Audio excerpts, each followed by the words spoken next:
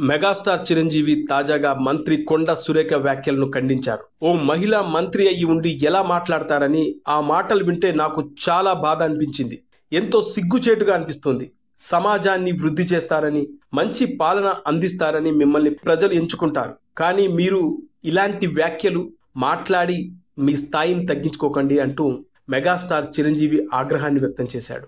Cinema వ్యక్తులు, సెలబ్రిటీలు మీకు సాఫ్ట్ కార్నర్ అవుతున్నారు. వాళ్ళని ఏదో ఒకటి అనడం, అటెన్షన్ పట్టేయడం కామన్ అయిపోయింది. ఇలాంటి వ్యాఖ్యలు చేసే మీ అందరినీ మేం అంతా ఒక్కటై ఖండించాల్సిందే. మీ రాజకీయాల కోసం ఇలా ఓ వ్యక్తి వ్యక్తిత్వాన్ని, వారి జీవితాన్ని ఇలా తక్కువ చేసి మాట్లాడకూడదు అంటూ చిరు స్పందించారు. మీరు మాకు ఏదో మంచి చేస్తారని, మంచి పాలన అందిస్తారని, సమాజాన్ని అభివృద్ధి చేస్తారని అనుకుంటాం. మిమ్మల్ని మా నాయకులుగా ఎన్నుకుంటాం. ఇలాంటి మాటలు మాట్లాడి వ్యక్తులను కించపరుస్తారని కాదు. మీలాంటి వాళ్ళు భావితరాలకు ఓ ఉదాహరణగా ఉండాలి. మంచి పాలనను అందించాలి. మీరు వెంటనే ఈ వ్యాఖ్యల్ని వెనక్కి తీసుకోవాలి అంటూ మెగాస్టార్ చిరంజీవి డిమాండ్ కూడా చేశారు.